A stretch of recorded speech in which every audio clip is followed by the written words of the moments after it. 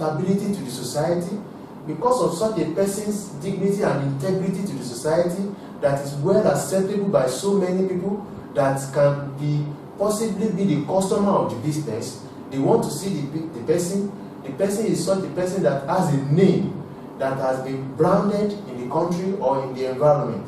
Such a person can be admitted to the business and seen as part of the business, so much that the love and the integrity of that person will translate to the business, so that people will see that, oh, this business belongs to this person, or this person also has a name or has a name in this business, and they want to associate themselves with such a person. So such a person is who we call nominal partner or ostensible partner. Such a person will not contribute any capital. He has no capital to contribute. He will not even share from the profits of the business or any loss at any point in time. He has nothing to lose. He has nothing to gain. If he will gain anything from the business, it's something that will be given at will of the partner to the person to appreciate his contribution, the contribution of his name or his integrity or his identity with the business. That is just only thing that he will have to enjoy and benefit from such. He also does not have a voice in the management of the business. How they will run the business, what they will do with the business, who to employ, and how to go about the business, he has nothing to do with that. All he needs to do is to submit his name and agree the business to continue using his name. Also, he's liable to outsiders as an actual partner because of his name. Whatever go on with the business will in a way have effect on his name. In that case, he's responsible to the outsiders, to the general public, on whatsoever is going on in the business. Anytime the business is not functioning well, malfunctioning or maltreating the society, the person is also responsible, is the person that also we can talk to the people and liaise with the people and give some explanation on what is really going on in the business. The other form of business that we are to consider today is private limited company. Private limited company usually end with LTD, which means limited.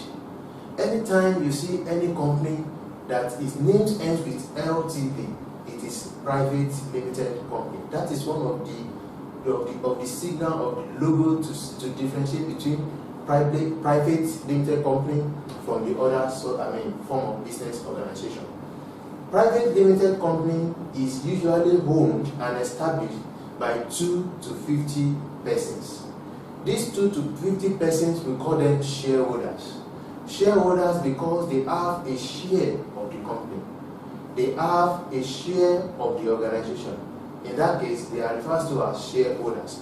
They have a contribution to the company. They have a contribution to the business. So we call them shareholders. So it is between 2 to 50 persons, the minimum of 2 persons and the maximum of 50. And it is usually run by the directors, board of directors. Directors that will be in charge of one department or the other, and the general manager overall. So who are the shareholders of the business? Who are the directors? Who are the manager of the business? They will be part of the shareholders. They will be part of those 50 people or less that start the business. If at all there will be somebody from outside, the person need to be admitted into the business so that it will be part of the business and run the business together. The liability of the private limited company is limited.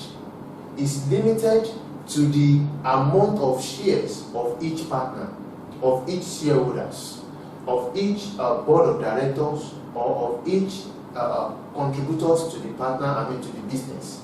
The amount of losses, the amount of debt, the amount of disadvantages or the problem that any shareholder will have is somehow related and limited to the amount the person contributes to the business.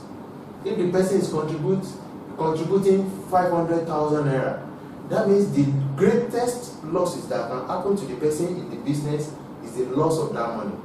Nothing else can be attached because it's a private limited company that the company and the shareholders, they are two different sets of entity in the face of law. Remember when we were taken out of sole proprietorship, we said in the face of law, the owner of the business and the business, they are the same.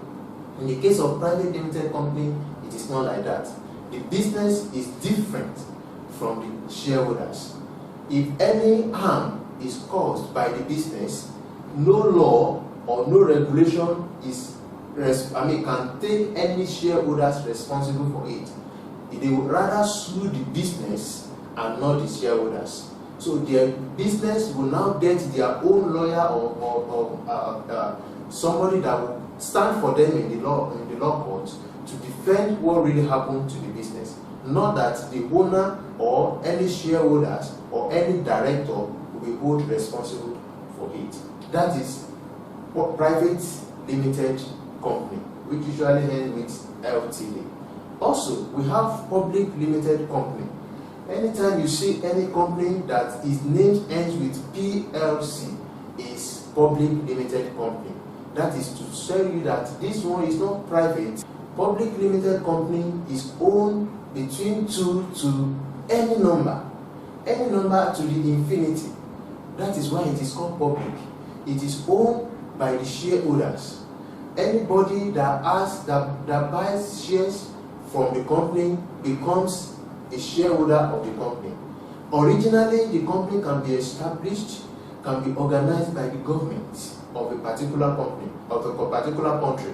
But the government wants to lend the hands of ownership to the public, wants others from the general public to come and participate. One of the reasons behind this is to generate income, is to generate capital, because the money they bring is the one they will be using to run the business. So there is no limit to the number of people that can participate, as many as possible, but at least 2. That is why it is called public limited company. The company is also run by board of directors over each department, who also can be shareholders, who also can have contribution to the company in form of capital in one way or the other. And also, just like private limited company, the liability of any shareholder of this public limited company is limited to the amount such a person contributes to the business as a form of share. If the person buys like 50,000 shares, that means the person's liability of the company, if anything happens to the company, is that 50,000 shares that the person bought in the business. That is public limited company. The difference between this public limited company is that of the infinity in terms of the ownership or shareholders that has no limit of the person that can buy share in the company. Now, how do we set up these limited companies, whether private or public? This doesn't just happen just like sole proprietorship or just like share partnership business. This has to go through some processes because it's a big company, it's a big business, not as small as the other sole proprietorship and partnership that we discussed earlier. Company has to register with a corporate affairs commission. When we talk of corporate affairs commission, usually called CAC. What are we talking about? Corporate affairs commission is an autonomous body that is responsible for regulating the formation and management of companies in a country, particularly in Nigeria. Such a commission is a body put on ground by the government to regulate all the registered companies. Any companies that is not registered under them is operating illegally. Every company that will be in Nigeria, for example, must have been registered by corporate affairs commissions. What are their functions? They issue certificate of incorporation, they issue certificate of operation to these to companies, so that they will know that this one, we know what they are doing. We know the business is legal and not illegal. The business is for the progress of the country and not to exhaust people or to bring any damage to the people. So the business must be registered under Corporate Affairs Commission. Also, they must have Memorandum of Association. Memorandum of Association describe what company has been formed to do. The company needs to state out their aims, the purpose. This business wants to be producing this particular product. Not that they will just come and start to operating on anything. Any business that is working against the Memorandum of Association, that is working against what it has been designed to do, such a company is working and operating illegally. Why is this necessary? For example, if a company has started to be manufacturing fast food, and just of a sudden we just discover that they've started manufacturing drugs. They were not meant to be manufacturing drugs because it's not just for anybody. And manufacturing less quality drugs can bring damage to the country, to the society. In that case, Corporate Affairs Commission needs to be monitoring them to know whether they are still operating within the confinement of their operation, within the boundary of their operation, and they've not been going extra mile. That is very, very important.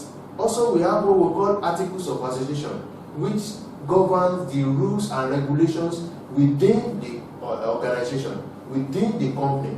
Memorandum of Association is governing the operation of the business to the outsiders. What are they doing to the outsiders? But these Articles of Association is stating out the rules and regulation of the business.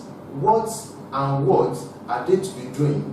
What are the faults? What are going to be the right of each shareholders when it comes to taking decision? Now, Articles of Association deals with the rules and regulation that govern the internal operation of the business. One, what can the directors do? What are the capacity of the directors? What are the capacity and the rights of the shareholders? What can they do? What can they do and what they can't do? What they are do and don't is where the Articles of Association comes in. Now, the control of the company. How do the operation